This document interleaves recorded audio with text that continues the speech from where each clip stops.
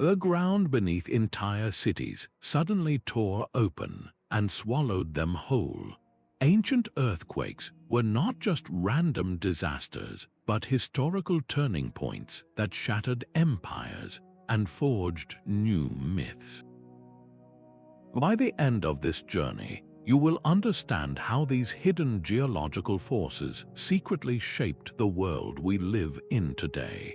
We will uncover why legendary cities like Atlantis may have a basis in real seismic catastrophes, and investigate how an entire civilization could be brought to its knees by the trembling earth. What forgotten story from the ancient world do you think holds the most surprising truth? Our planet is far from the static sphere it appears to be. Beneath our feet, colossal slabs of the Earth's crust are in perpetual, grinding motion. These tectonic plates move at a pace slower than your fingernails grow, but their interactions are the fundamental source of the world's most powerful earthquakes.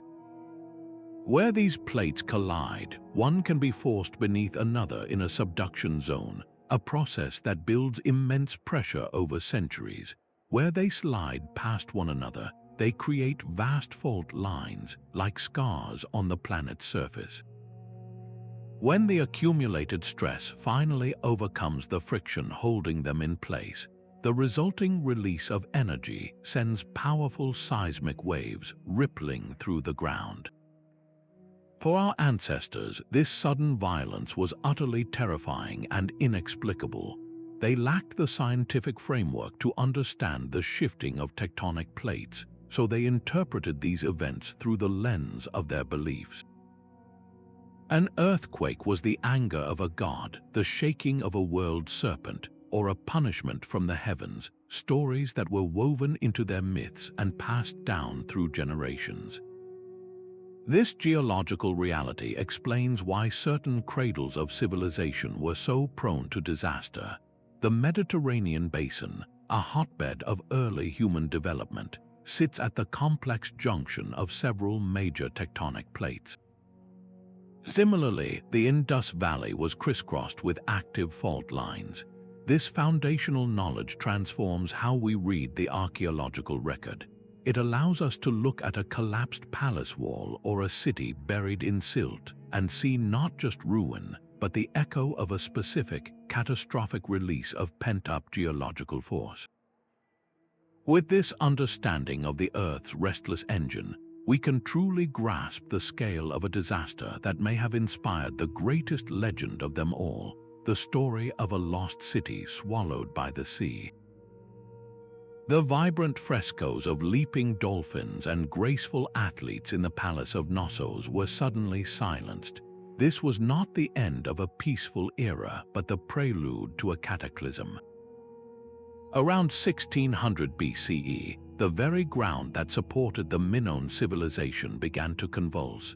These were not ordinary tremors. They were the violent precursors to one of the most colossal volcanic eruptions in human history, the explosion of the Thera volcano.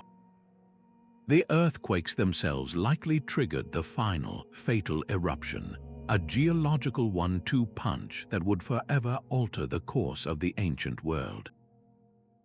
First, the ground shook violently, toppling structures and terrifying the population.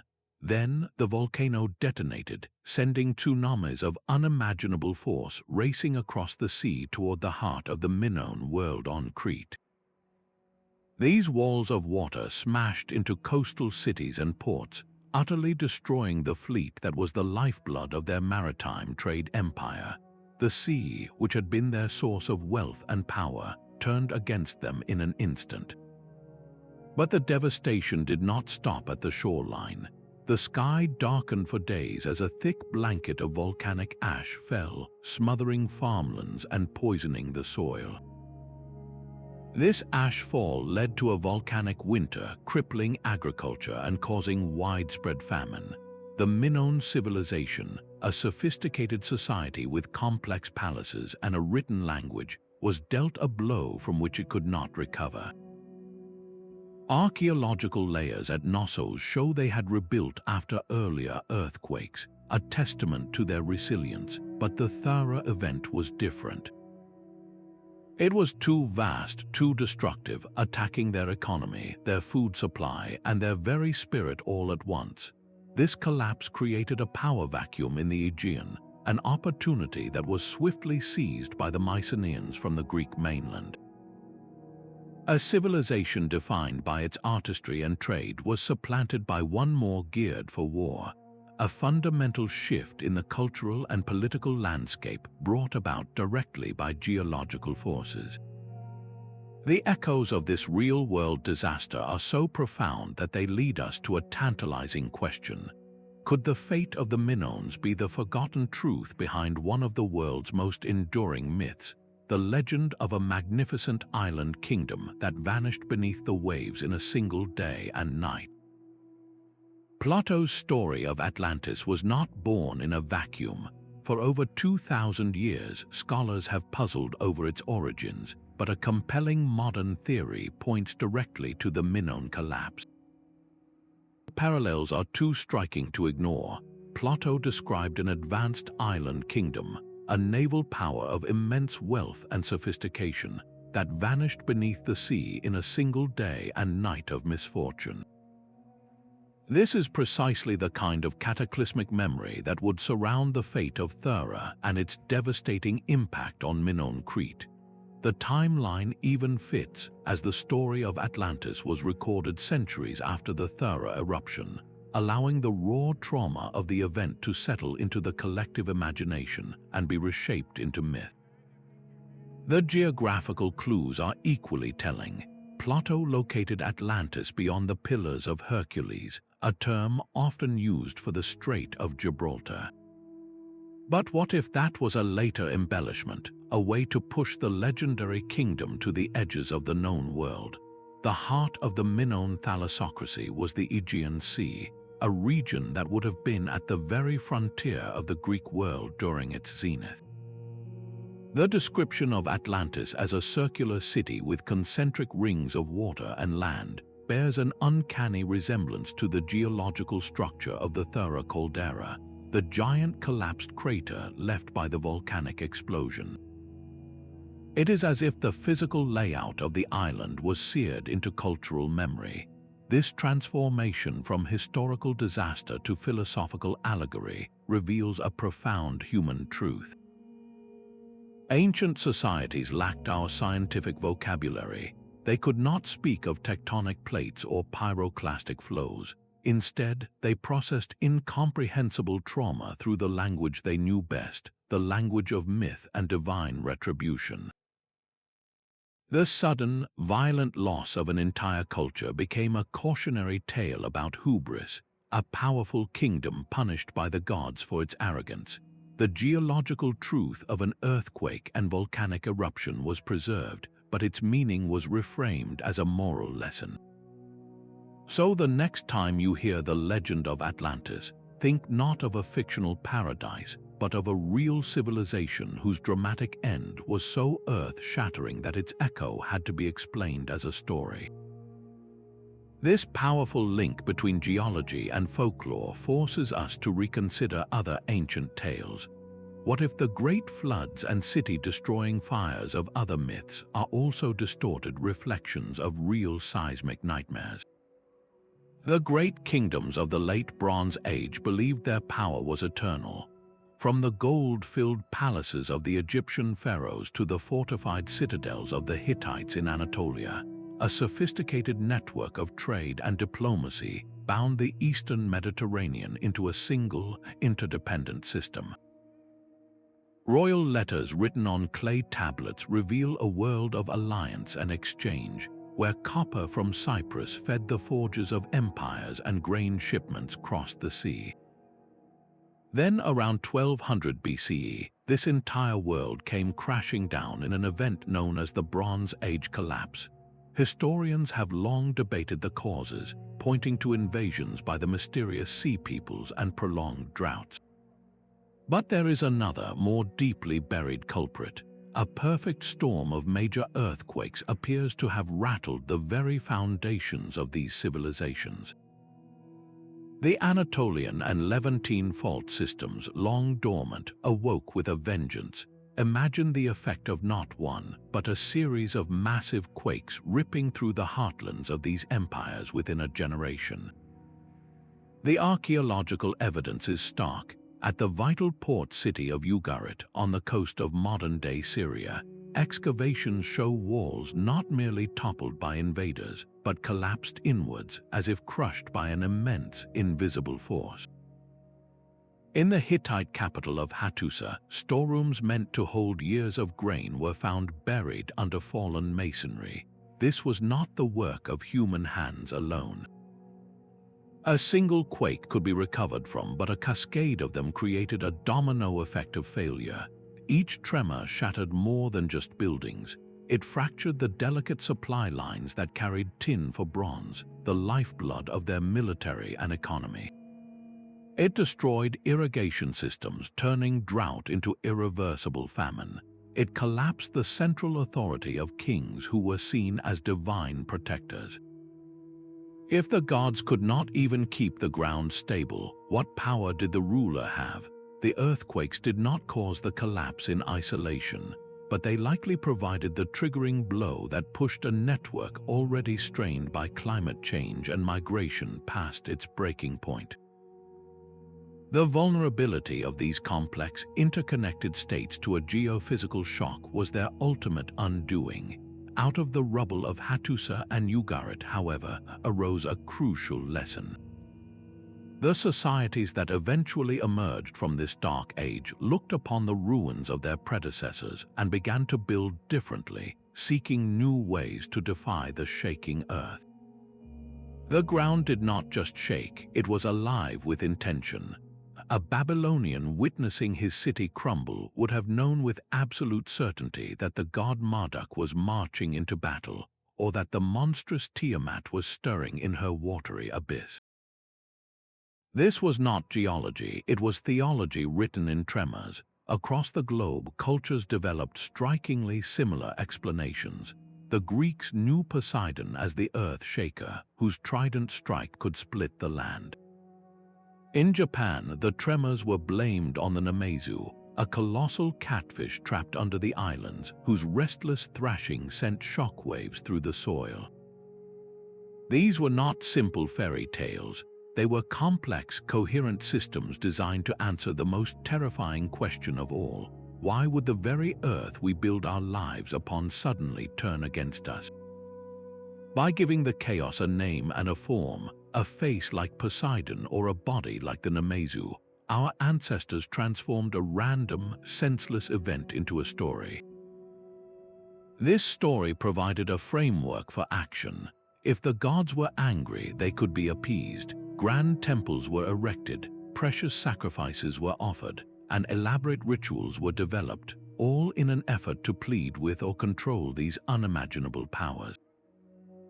This belief system went to the very heart of their relationship with the world. It was a way to impose order on the ultimate disorder, to find a thread of cause and effect in the terrifying randomness of a collapsing home. Recognizing this deep-seated need for a narrative is essential. It shows us that the true impact of an ancient earthquake was not just measured in fallen walls, but in shattered cosmologies.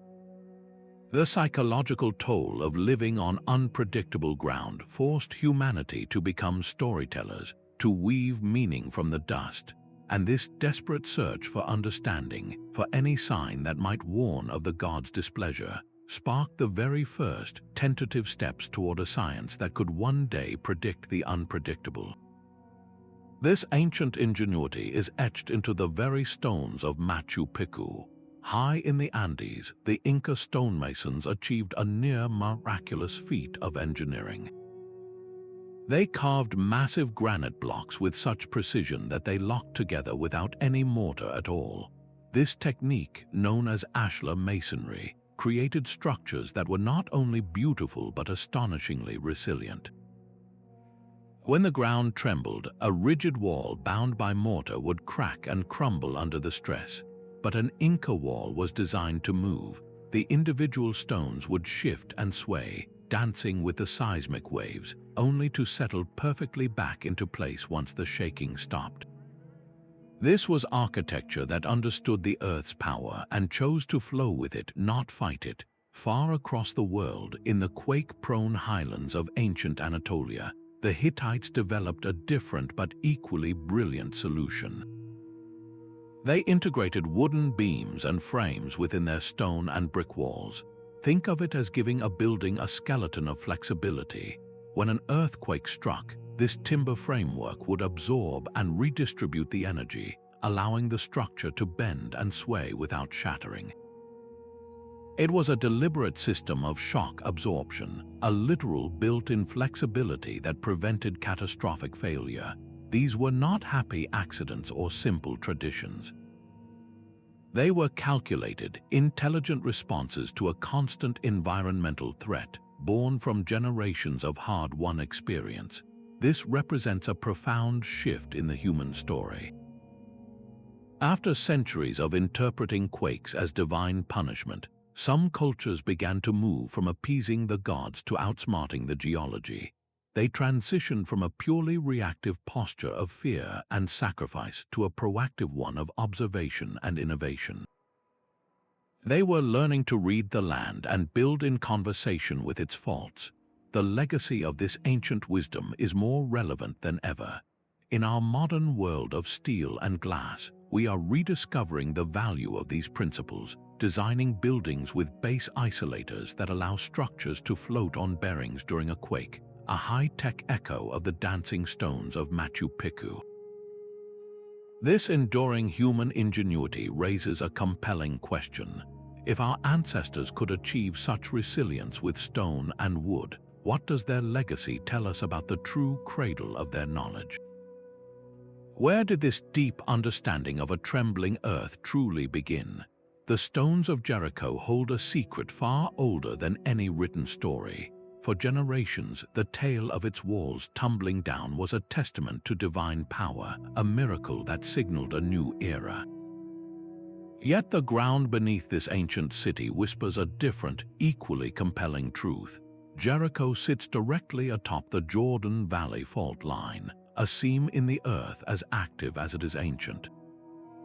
The archaeological record at Tel Es Sultan is brutally clear. There is evidence of a violent, widespread destruction layer, one where walls fell in a very specific way, not as if battered by siege engines, but as if shaken from their foundations. The timing of this collapse aligns strikingly with the period described in the biblical narrative. So what truly happened? The most plausible explanation is not a conflict between faith and fact, but a powerful fusion of the two. A significant earthquake likely struck the region at a critical historical juncture, precisely when the city was under threat or siege. For the people witnessing this event, the correlation was undeniable. Their march, their faith, was followed by the earth itself heaving to deliver them victory. The natural disaster was interpreted not as a random event, but as a deliberate act of divine intervention, the hand of their God made manifest in the trembling ground. This is the enigma of Jericho. It forces us to reconsider the very nature of ancient miracles. How many other pivotal moments, attributed to the wrath or favor of a deity, were rooted in the relentless mechanics of our planet? A plague might be traced to a change in climate after a volcanic eruption. A river turning to blood could be explained by a harmful algal bloom stirred up by seismic activity. The story of Jericho is a perfect case study in how a verifiable geological event can be woven into the theological fabric of a culture, transforming a natural disaster into a foundational pillar of faith. It reminds us that for our ancestors, there was no distinction between the world of nature and the world of the gods. They were one and the same, and the shaking earth was its most powerful voice. The silent, grid-like streets of Mohenjo-Daro tell a story of sudden abandonment. This was one of the greatest cities of its time, a marvel of the ancient world with its complex drainage systems and public baths, a society that seemed to have mastered its environment. Yet around 1900 BCE, the entire Indus Valley civilization began to unravel. The cities were not sacked by invaders, they were simply left. For decades, the reason for this mysterious decline was one of history's great puzzles. Now, a startling geological discovery points to a culprit that reshaped the very land itself. The ground along the Himalayan front is a tectonic battleground where the Indian plate continues its slow, grinding collision with Asia. This ongoing pressure makes the entire region exceptionally prone to massive earthquakes. Evidence from sediment cores drilled from the ancient floodplain reveals something extraordinary. Layers of earth show clear signs that the mighty Indus River and its life-giving tributaries underwent dramatic, sudden shifts in their courses, events known as river avulsions. What could force a river as powerful as the Indus to change its path so catastrophically? The most likely answer is a series of major earthquakes. A powerful quake can literally rearrange the landscape. It can lift one section of a riverbed while lowering another, or trigger massive landslides that block the main channel entirely. When the river eventually breaks through these new natural dams, it does so with explosive force, carving an entirely new course to the sea. For the people of the Indus Valley, this would have been a disaster unfolding in slow motion. First, the terror of the shaking ground itself, damaging their meticulously planned cities. Then a more insidious crisis would begin. The rivers that fed their crops would either dry up, leaving irrigation canals empty and fields parched, or they would flood uncontrollably, drowning the land in silt and salt. Their entire agricultural foundation, the engine of their urban society, would have collapsed within a generation. Famine would have sparked social unrest, trade routes would have faltered, and the central authority that held these cities together would have lost its legitimacy. Why remain in a grand city when the river that gives it life has moved 20 miles away? This theory transforms our understanding of their end. It was not a failure of their culture or a military defeat, but a brutal, unavoidable confrontation with the planet's raw power. The ruins of Mohenjo-Daro stand as a silent monument to a civilization that may have been defeated not by man, but by a river that turned its back. This pattern of environmental collapse raises a haunting possibility. How many other golden ages were brought to an end not by war or politics, but by a sudden, irreversible change in the earth beneath their feet? Centuries before ash fell on Pompeii, another city met a far more watery end. Helike was not just any Greek city, it was a powerful and wealthy hub, a leading member of the Achaean League, and the center of a sacred worship of Poseidon, the earth shaker himself. Then, in the winter of 373 BCE, the ground began to speak its warning. For 5 days, residents witnessed smaller tremors and saw animals and insects fleeing the coastal plain for the hills. They did not know how to read these signs. Then, on a single terrifying night, a massive earthquake struck. The solid ground beneath Helike turned instantly to liquid. This phenomenon, called liquefaction, occurs when saturated soil loses its strength and behaves like a fluid during intense shaking. The city's foundations simply dissolved.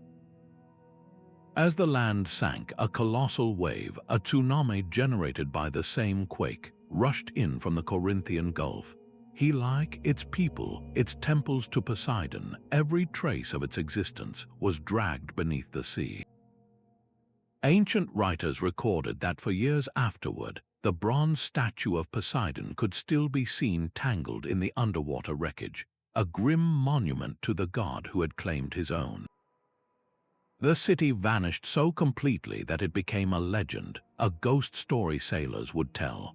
Its destruction resonated through Greek culture, appearing in the works of philosophers and playwrights who used it as the ultimate example of divine retribution and the fragility of human life.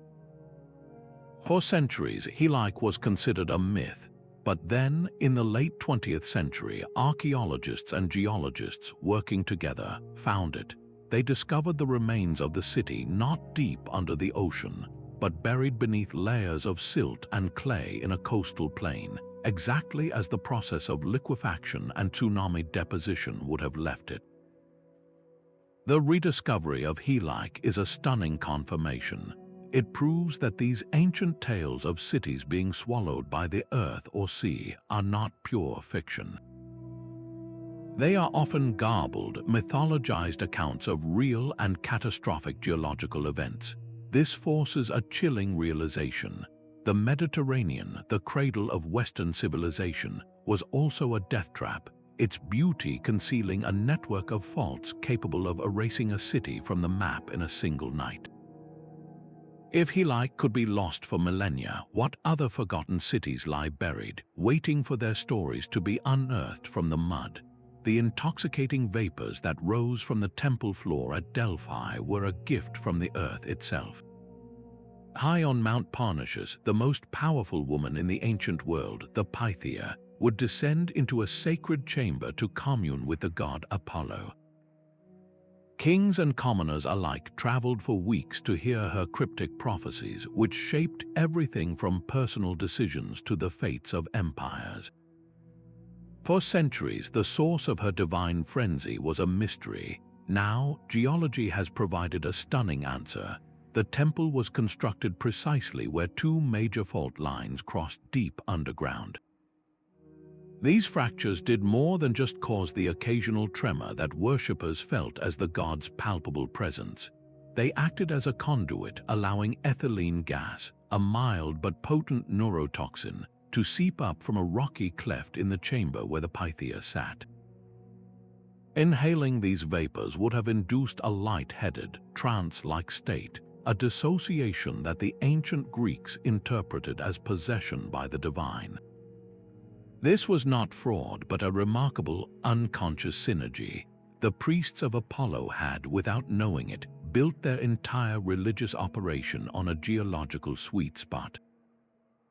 The very instability of the ground, the same force that could topple cities, was here harnessed and channeled into a source of spiritual authority and political order. The rumbles were not feared as destruction, but welcomed as the voice of a god entering his temple. This unique relationship forces us to reconsider the nature of sacred spaces. How many other revered sites across the ancient world were chosen not just for their beauty or prominence, but for the subtle, intoxicating power of the land itself? The line between a tectonic fault and a divine portal was often dangerously thin.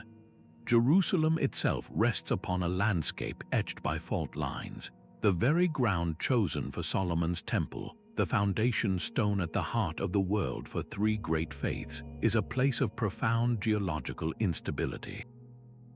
This pattern repeats from Greece to India, from Japan to the Americas. It seems our ancestors were drawn to these volatile places, not in spite of the danger, but because of it.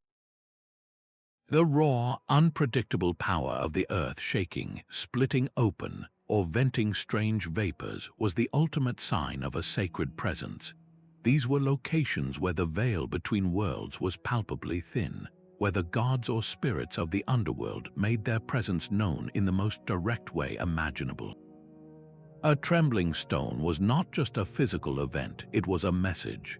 A fissure emitting sulfurous gases was not a geological hazard, it was the breath of a deity. This interpretation transformed fear into reverence and chaos into cosmic order. By building a temple directly atop such a site, a community could attempt to channel that awesome power, to appease the forces at play and secure their favor. Every subsequent tremor, rather than shattering their faith, would have reinforced it. The ground shakes and the people would say, "The God is here, listening."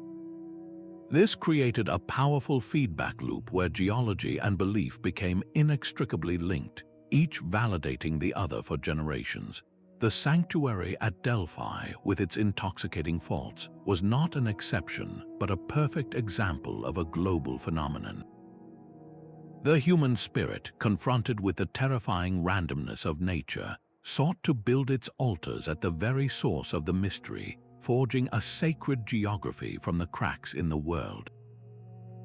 This deep-seated need to find meaning in the Earth's violence raises a profound question about our own modern landscape, and whether the silent, stable ground we build upon today might be missing a dimension of awe that our ancestors understood instinctively. Rome's empire was built on ground that never slept. From Anatolia to the Italian peninsula, Roman cities rose in some of the most earthquake-prone territories on Earth. Yet the Roman response was characteristically pragmatic. When a powerful quake struck the bustling port of Pompeii in 62 CE, causing widespread damage years before the volcanic burial, the state did not simply interpret it as an omen. It acted. Emperor Nero, a figure often remembered for his excesses, personally contributed vast sums to the city's recovery. This was not an isolated act of generosity, but standard imperial policy. The Roman bureaucracy would dispatch engineers, authorize emergency funds, and grant hard-hit regions temporary relief from their tax burdens. The goal was straightforward and ruthlessly efficient: to restore order, productivity, and Roman authority with minimal delay. This administrative muscle was powered by Roman engineering genius. They developed a revolutionary type of concrete that incorporated volcanic ash, creating a material that was not only durable but also possessed a degree of flexibility, allowing structures to better absorb seismic shocks. They understood that rigid buildings break while those that can sway have a chance to survive. This practical mindset extended to their historians. When Seneca and Tacitus wrote of earthquakes, they focused less on the whims of angry gods and more on the human toll, the imperial response, and the lessons in civic duty. For the Romans, a quake was less a divine message and more a logistical challenge, a test of their administrative and engineering systems. This represented a fundamental shift in the human relationship with the planet's violence. It was the dawn of disaster management as we might recognize it today, a move from appeasement to problem solving. This organized resilience became a key pillar of Roman power, allowing the empire to endure shocks that might have shattered less pragmatic states. It makes you wonder, in our own modern world of complex infrastructure and instant communication, how much of our own disaster response is still built upon that original Roman blueprint of concrete, cash, and cold, hard administrative efficiency. The desert sands hold a different kind of earthquake story, one written not in tsunamis but in thirst. Far from the Mediterranean, in the vast emptiness of the Arabian desert, poets and traders spoke for centuries of Ubar, the Atlantis of the sands. It was a fabled city of immense wealth built on the frankincense trade, a place of such arrogance that it was said to have been swallowed whole by the desert as divine punishment. For generations, it was dismissed as mere legend, a moral fable. Then, modern technology and old-fashioned exploration converged. Satellite imagery revealed ancient, invisible camel tracks converging on a single, barren point in Oman. Following these ghostly trails, expeditions led by figures like the adventurer Ranulph Fiennes uncovered something extraordinary: the ruins of a substantial fortress city, a place that had clearly controlled the lucrative frankincense routes. This was not a city lost to marching dunes. The archaeological evidence on the ground told a more violent and immediate tale. The heart of the settlement had collapsed into a massive sinkhole.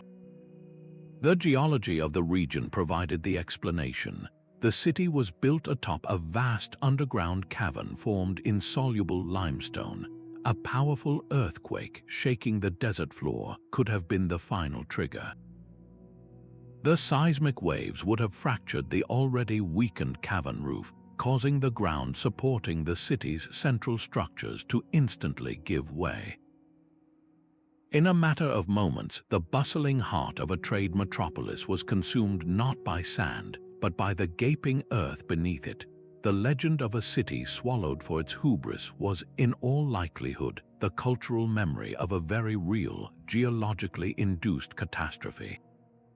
The search for Ubar stands as a perfect example of how the cold, hard science of geology can breathe new life into our oldest stories, transforming a mythic lesson into a stark reminder of how the ground beneath even the most powerful cities can betray them. While Roman engineers were reinforcing their cities, a Han Dynasty scholar was building a machine to listen to the earth itself. In the year 132, the imperial court witnessed the unveiling of Zhang Heng's Seismoscope, an object of breathtaking artistry and profound science. It was a large bronze urn encircled by 8 dragon heads, each one poised with a bronze ball in its jaws. Below each dragon sat a corresponding bronze frog, its mouth open wide in anticipation. The beauty of the device, however, concealed its true genius, which lay hidden within. At its heart was an inverted pendulum, a carefully balanced weight that would remain still during ordinary tremors, but would swing dramatically when the specific, long-period waves of a distant earthquake passed through it. This motion would trigger a delicate internal mechanism, causing just one dragon to release its ball. The loud clang as the ball landed in the frog's mouth would alert the court, while the specific dragon that released its ball pointed almost directly toward the epicenter of the quake. The historical records tell of one astonishing instance. The dragon facing west dropped its ball, yet no one in the capital had felt a thing.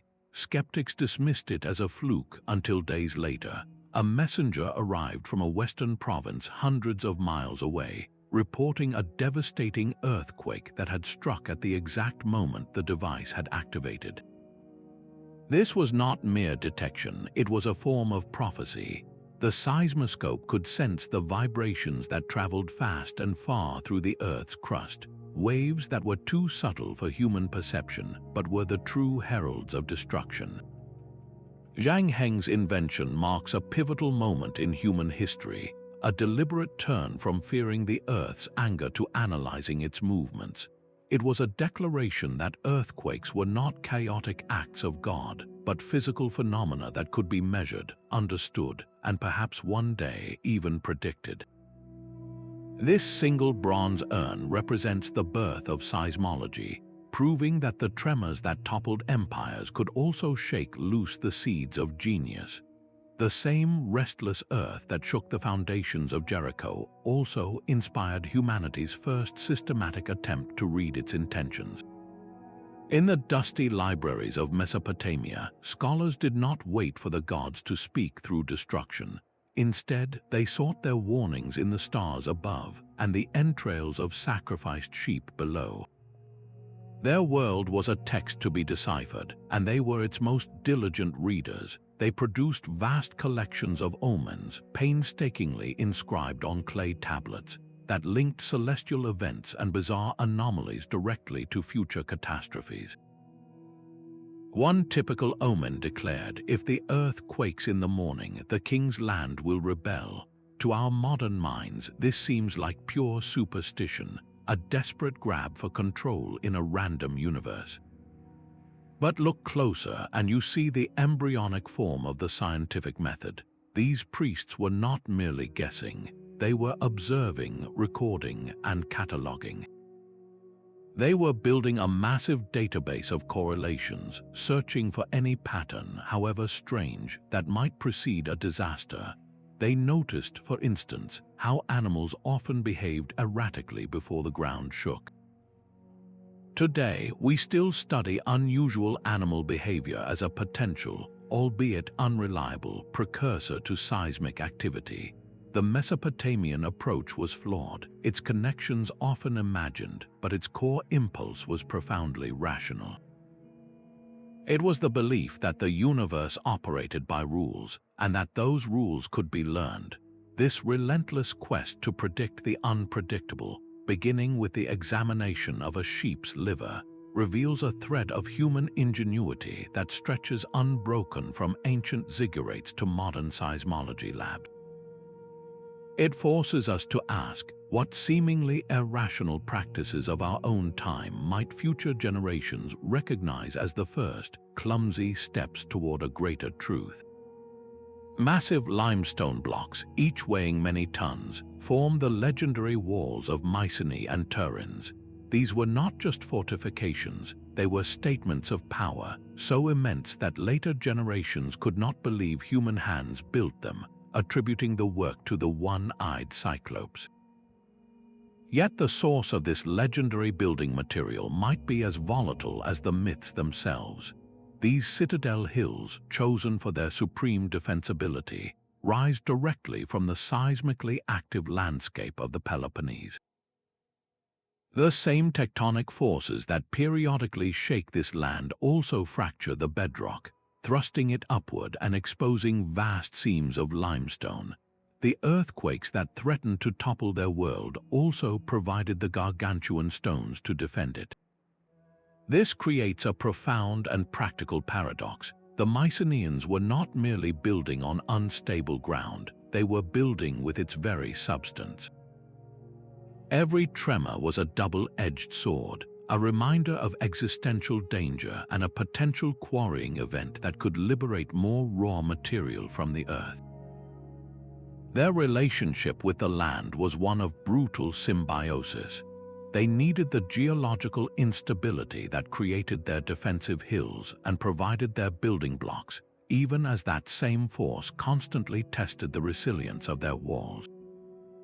This goes beyond simple opportunism. It represents a deep, ingrained understanding of their environment. They accepted the risk of the fault line as the necessary price for the power it conferred. Their greatest architectural achievements, the Cyclopean walls, were literally forged from the planet's violence, a permanent attempt to impose order upon the very chaos that made their civilization possible. How many other monumental works of the ancient world were born from such a precarious and intimate dance with disaster? That vast, serene bay at the heart of the Santorini Islands is a beautiful illusion. It is not a natural harbor but a geological scar, the caldera left when the Thera volcano exhausted itself and collapsed inward. To stand on its rim is to look into a void that was once a mountain. The scale of the eruption that created it is almost beyond comprehension. It ejected an estimated 60 cubic kilometers of rock and ash into the atmosphere, a volume that dwarfs even the famous eruption of Krakatoa. But the most devastating impact was not the immediate blast or the tsunamis. It was what the volcano injected high into the stratosphere. Immense plumes of sulfur dioxide gas transformed into a blanket of reflective sulfate aerosols, a microscopic shroud that encircled the entire planet. This veil began to deflect sunlight back into space, triggering a sudden and profound volcanic winter. The evidence for this global chill is locked in the growth rings of ancient trees. In the bog oaks of Ireland and the bristlecone pines of California, tree rings from that period show a dramatic, simultaneous slowdown in growth, a clear signal of stunted summers and failed harvests across the globe. A civilization collapsing on a Mediterranean island was one tragedy, but this was a planetary event. A society in the misty highlands of Scotland or a village along the Yellow River in China would have had no knowledge of Thera. They would only know that the sun grew dim, the seasons turned cold, and their crops withered in the field for years on end. The Santorini caldera is therefore far more than a monument to a lost civilization. It is a permanent reminder of our planet's deep and often violent interconnectedness. A single geological event in one corner of the world could whisper its consequences through the climate, echoing in famine and unrest thousands of miles away. It forces us to ask, in our own interconnected age, what seemingly distant event could one day send its own tremor through our global system? The ground did not just crack open, it dissolved into a fluid nightmare. This is liquefaction, a hidden geological trap that turns seemingly solid earth into something resembling quicksand. It happens in places where the soil is saturated with water, like the silt-rich plains of a river delta or a coastal settlement. When a powerful earthquake sends its seismic waves through this soggy ground, the vibrations cause the individual grains of sand and soil to momentarily lose contact with one another. The water pressure between them spikes, and the entire mass in an instant ceases to be a solid. It becomes a dense, viscous liquid, unable to support any weight. Picture a city built on such a foundation. When the shaking starts, buildings do not just topple over, they begin to sink. They tilt at bizarre angles, sliding into the earth as the ground simply flows out from under their foundations.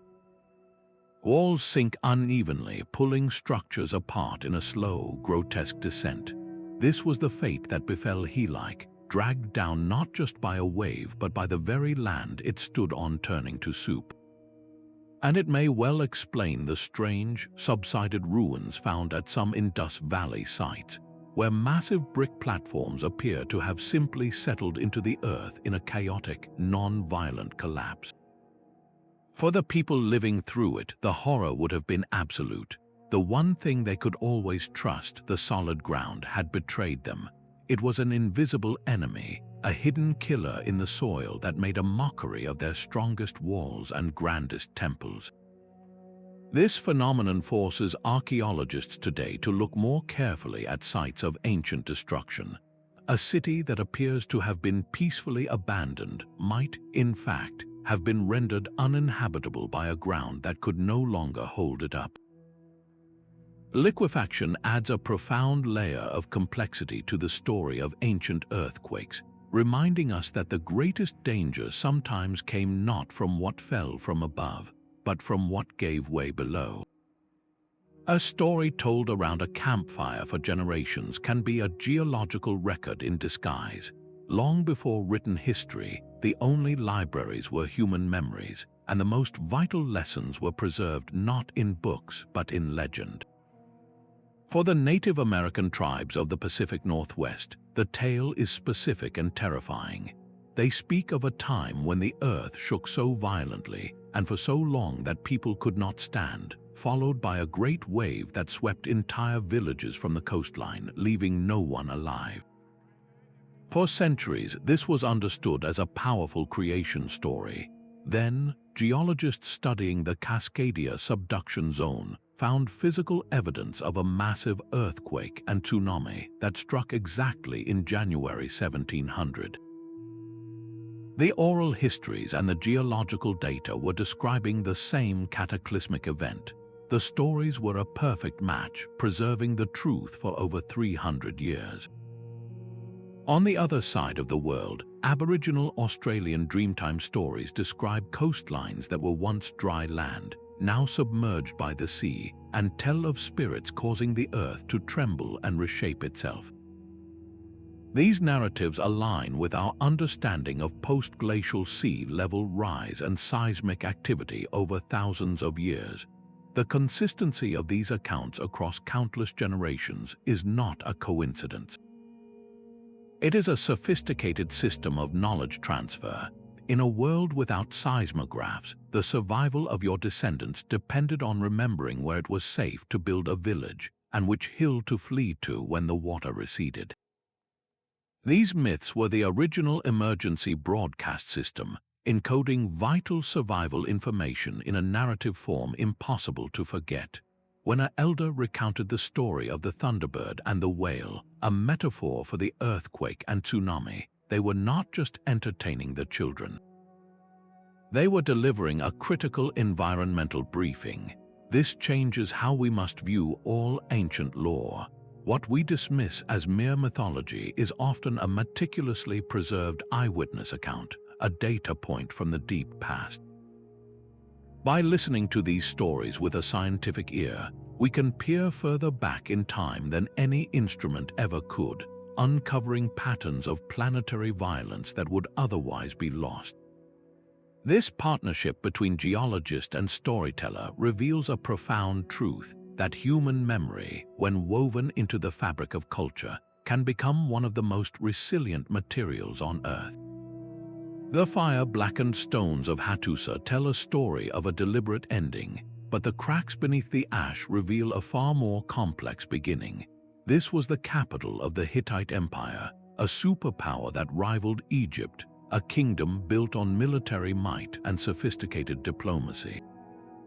Its sudden demise around 1200 BCE has long been pinned on the shadowy sea peoples, a wave of invaders who swept across the eastern Mediterranean.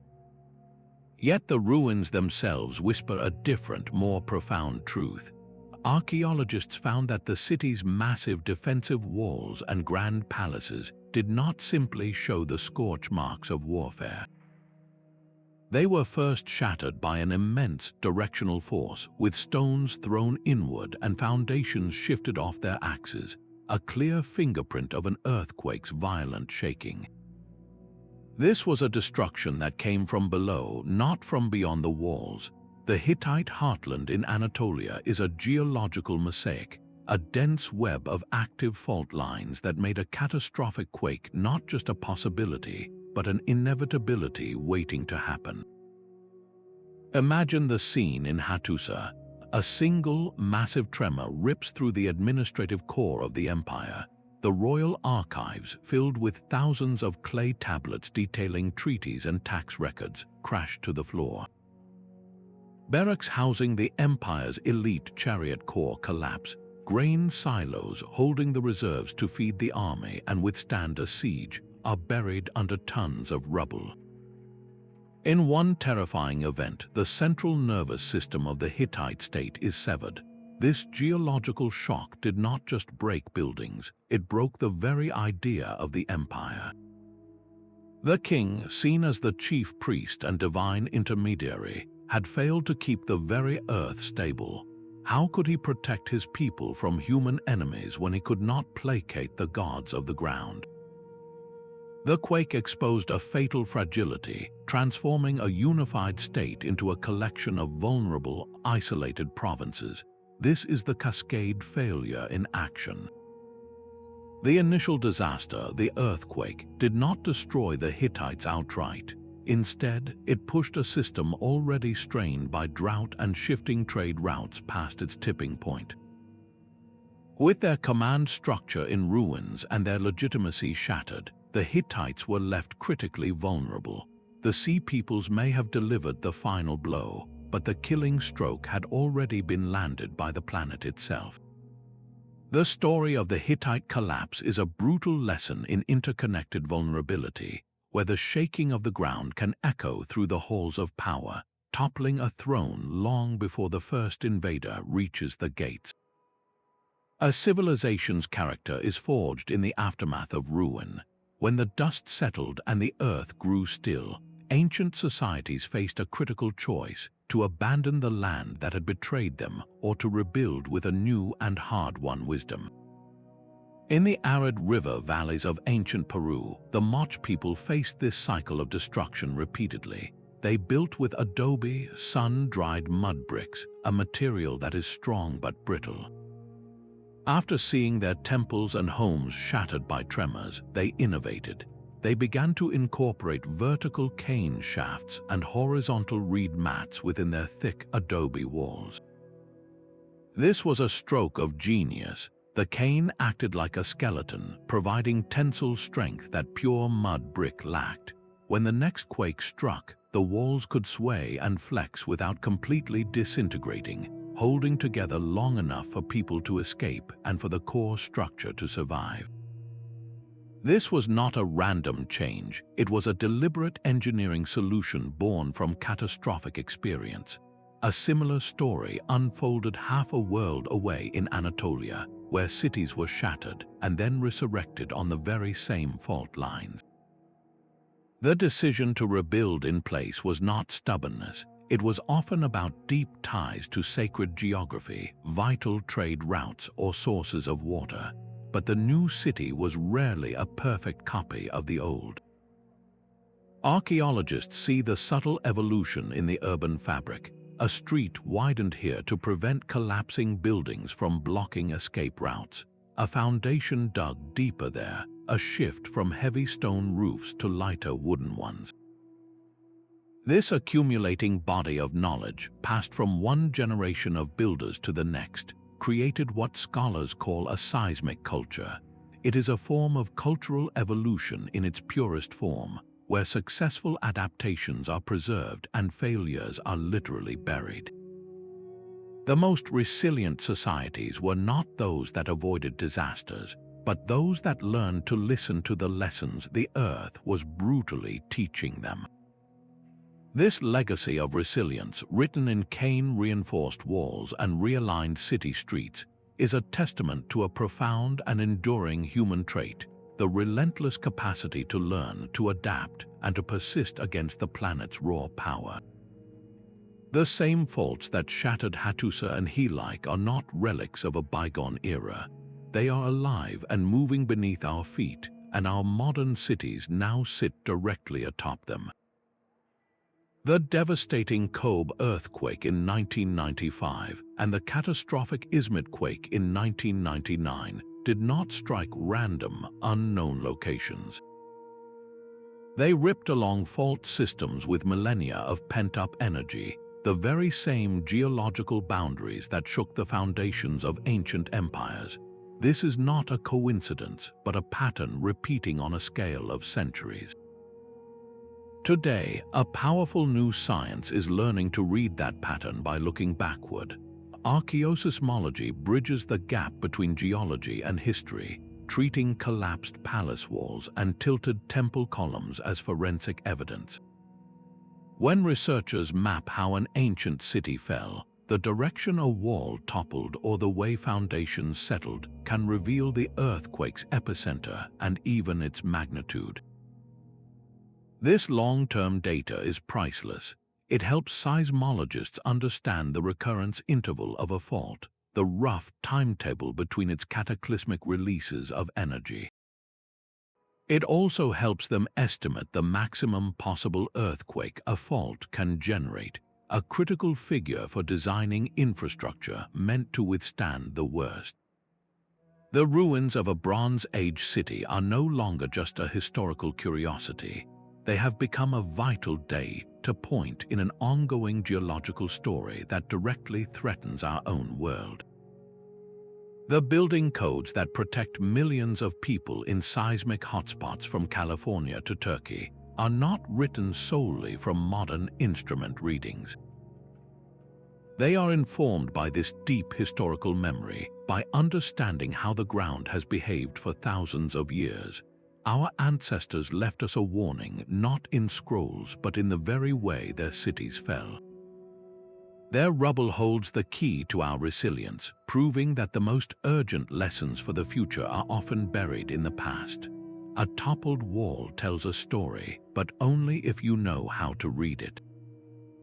When archaeologists uncover a city buried for millennia, the immediate question is what happened here.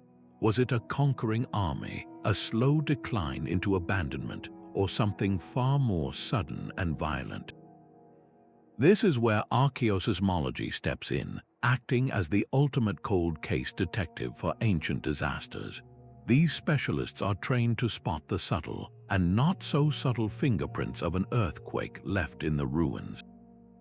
One of the most telling clues is a row of columns all fallen in the same direction, like dominoes pushed by a single, immense force.